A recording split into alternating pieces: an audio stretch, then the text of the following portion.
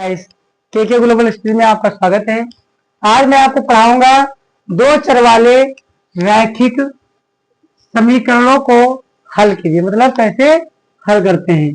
दो चर वाले रैखिक समीकरण जो होते हैं उनको किस प्रकार से हल किया जाता है, क्लास 10th में मोस्ट इंपॉर्टेंट टॉपिक में आता है। हर एक समीकरण को हल ही करना होता है, ध्यान दीजिएगा। तो हल करने के दो तरीके हैं। नंबर एक होता है प्रतिस्थापन विधि।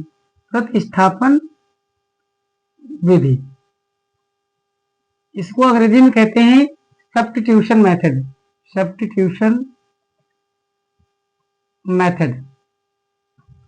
दूसरा होता है एलिमिनेशन मेथड। एलिमिनेशन मेथड, इसको हिंदी में कहते हैं, इसको हिंदी में कहेंगे हम लोग मतलब जो विलोपन विधि। क्या कहेंगे बच्चों? विलोपन विधि।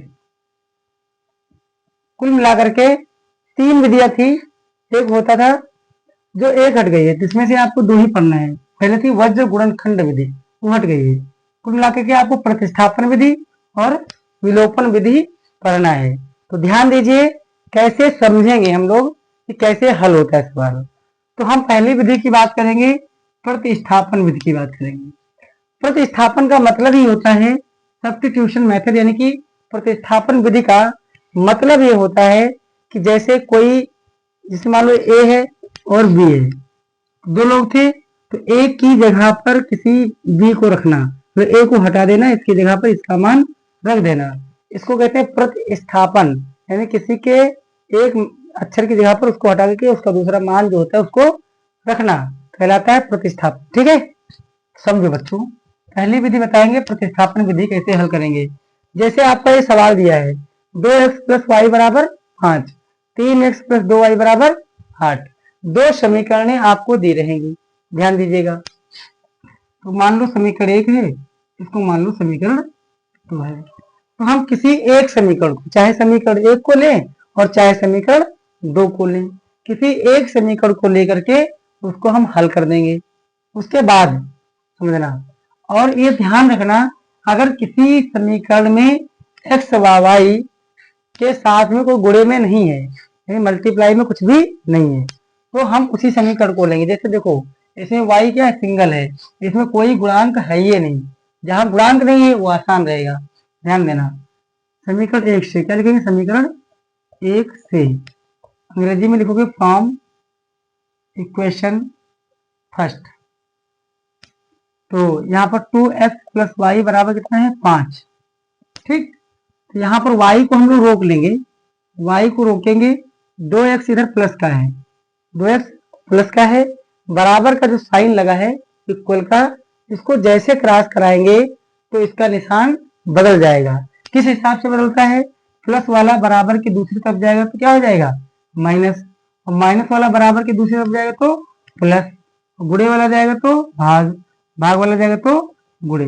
कुल मिलाकर के अपोजिट निशान में हो जाएंगे।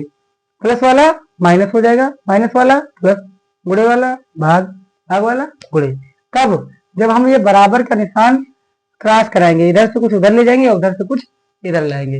ये बात उम्मीद करते हैं आपको समझ में आ रही होगी। समझो, तो 5 यहाँ प्लस का 2x था, इधर जाएगा तो माइनस का हो गया। इसको समीकरण नंबर 3 डाल देना, है ना, 3। अब क्या करना है आपको? अब करना ये होगा, जो ये y का मान आया है, हमने समीकरण एक को हल किया था, तो समीकरण 2 में रख देंगे। लिख देंगे समीकरण 2 व 3 से, 2 व 3 से। अब क्या होगा? ये जो समीकरण 3 का मान है y बराबर 5 माइनस 2x, ये समीकरण 2 में रख देंगे। इस समीकरण को यहाँ पर लिख देना, एक बार लिख दिया। अब मान रख दो 3x प्लस 2, y की जगह पर कितना रखना है आपको? 5 माइनस 2x। यहाँ पर देखो y को हटा देंगे, इसकी जगह पर 5 माइनस 2x लिख दिया, बराबर का 8 है।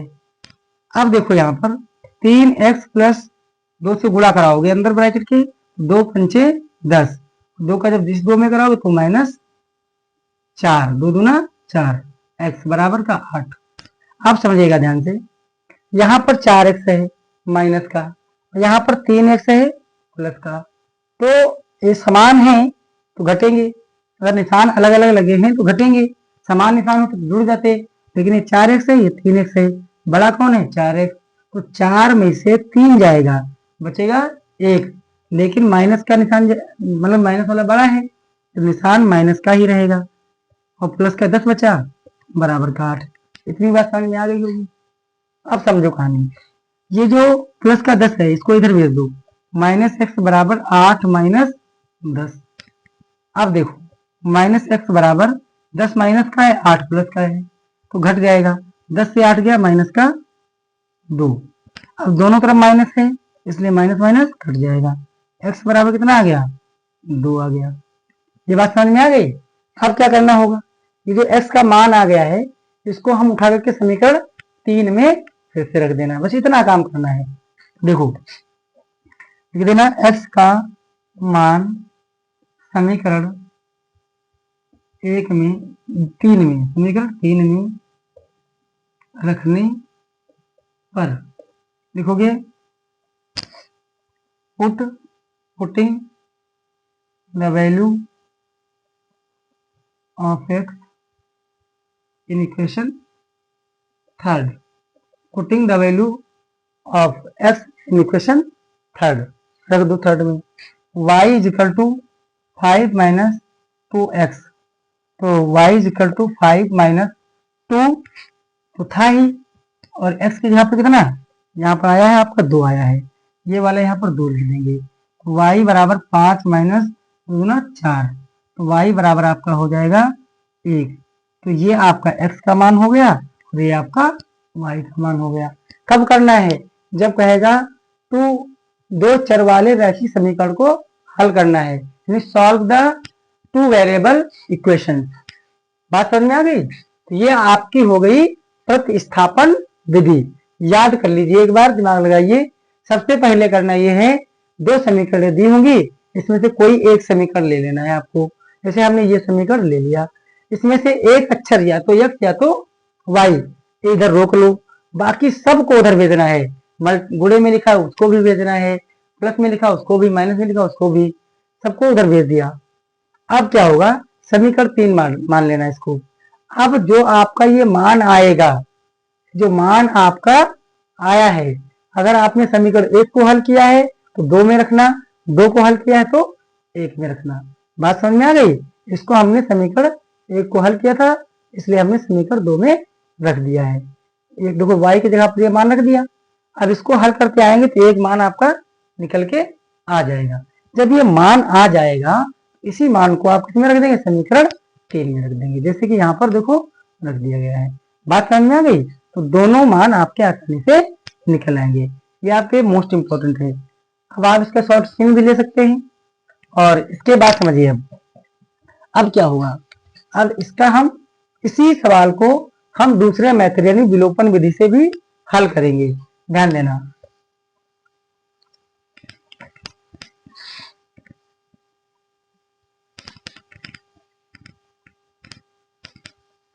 अब विलोपन विधि समझो क्या होता है। विलोपन का मतलब क्या होता है, यानी कि कोई चीज गायब करना है आपको, विलोपन करना है यानी कि हटा देना है, एलिमिनेशन करना है उसका।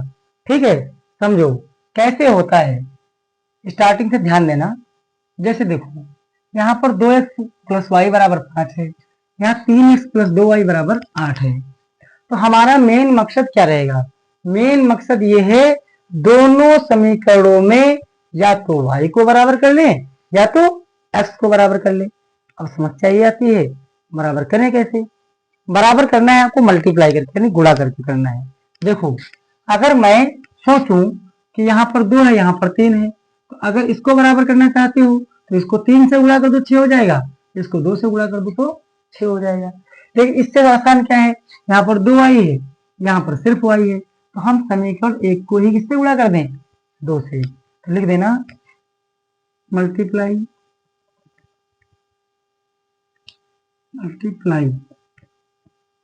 बाई 2 इन इक्वेशन फर्स्ट, समीकरण 1 को 2 से गुणा, करने पर कर दो गुणा। 2 का पूरी समीकरण को करना है, 2 को 2 से कराओ 4x, 2 को y से कराओ 2y, 2 को 5 से कराओ तो कितना आएगा 10। इसको इक्वेशन नंबर 3 मानो। बात समझ में आ गई। अब क्या कहना है, लिख देना समीकरण 2 व 3 से from equation second and third, second and third दोनों को ले लेंगे। देखो इसको और इसको हल करना है। 3x प्लस 2y बराबर 8 और 4x प्लस 2y बराबर 10। इतनी बात समझ में आ गई। देखो 2y और 2y क्या है, बराबर हैं। अगर ये बराबर हैं तो आप क्या करेंगे, इनको काटना है कुल मिला के, तो ये भी प्लस का ये भी प्लस का, अगर जोड़ोगे तो जुड़ जाएंगे। तो हम क्या कर देंगे, घटाएंगे। घटाने पर अगर दोनों बराबर हैं, एक ही निशान के हैं तो घटाना होगा, अलग अलग निशान के हैं तो जोड़ना होगा। और होता कैसे है, घटाने पर जो नीचे समीकरण लिखा होगा इसके सभी निशान चेंज करना है। प्लस वाला माइनस का, प्लस वाला माइनस का, प्लस वाला माइनस का, और माइनस वाला कहाँ का हो जाएगा, प्लस का हो जाएगा। तो देखो 2y माइनस प्लस का और 2y माइनस का, ये कट जाएंगे। यहाँ 4x प्लस माइनस का, 3x प्लस का, तो घटेगा माइनस का x बचेगा। 4 ज्यादा है 3 कम है, 4 माइनस का है 3 प्लस का है, तो माइनस का 1 बचेगा। बराबर 10 में से 8 गया, माइनस का 2, माइनस माइनस कट गया, x बराबर 2 आ गया। कितना आ गया 2। ये जब आ जाएगा यही मान किसी भी समीकरण में रख देना, 1 में रखो या 2 में या फिर 3 में। तो लिख देंगे हम लोग x का मान समीकरण 1 में रखने पर पुट द वैल्यू